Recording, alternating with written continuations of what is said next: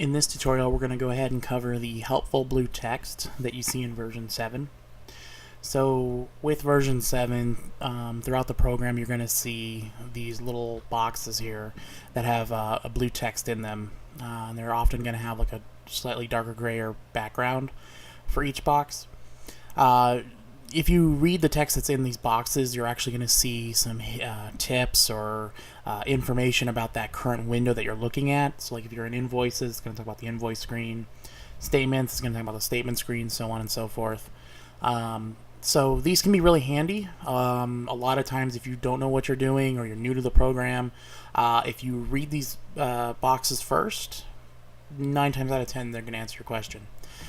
Sometimes though, because of everybody's different screen resolution, screen sizes, things like that, the program will sometimes cover up buttons with these boxes. So if you're going to print out a statement or going to print out invoices, you may sometimes have the box covering up options that you may need, such as like the printing button, the preview button, or in the invoice cases like printing, selecting different types of dates and things like that. So really quick, I'm just going to kind of show you how you can change the positioning and size of these boxes.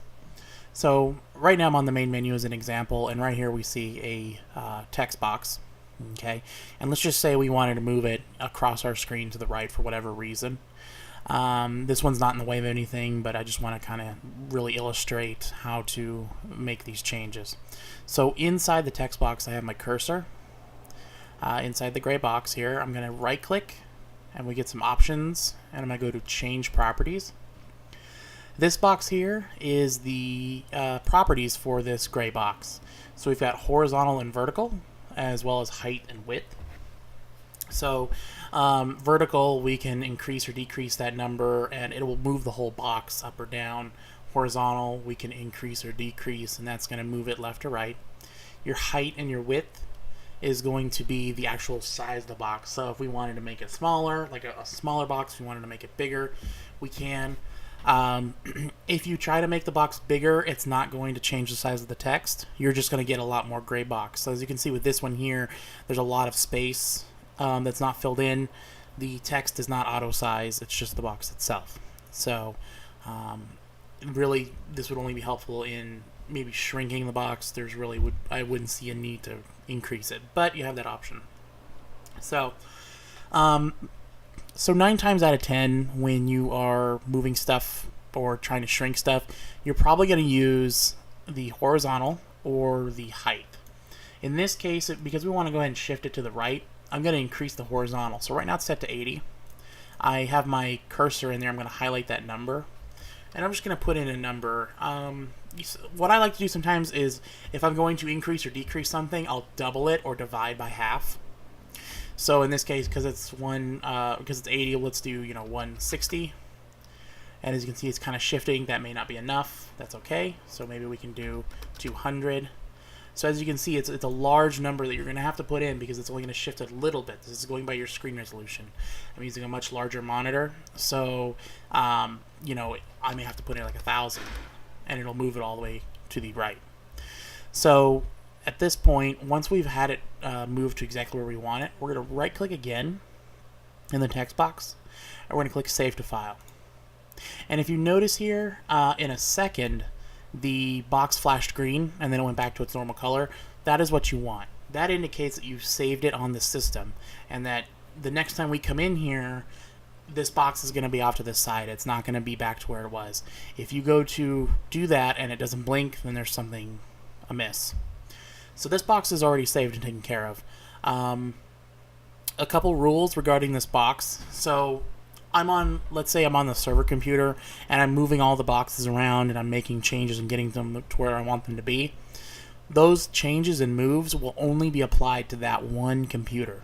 Meaning, if you have a lab with multiple computers running Lab Manager, you're going to need to go to each and every one and make these changes and then save those changes. Once the changes are saved, you should not have to touch them again unless you either update Lab Manager or reinstall Lab Manager. So again, if you're making changes, you're going to have to make changes to each computer individually. and that you shouldn't have to do it again unless you've got a reinstall or an update to the program. Okay, so moving on, we're going to go try it again. This time we're going to go to Reports, Billing, Invoices. So this is our invoice screen now. What new users may experience when they're using Lab Manager is they go to invoice a ton of cases, then they come here and it's blank. There's nothing in there. So what happens here is this text box is covering some options.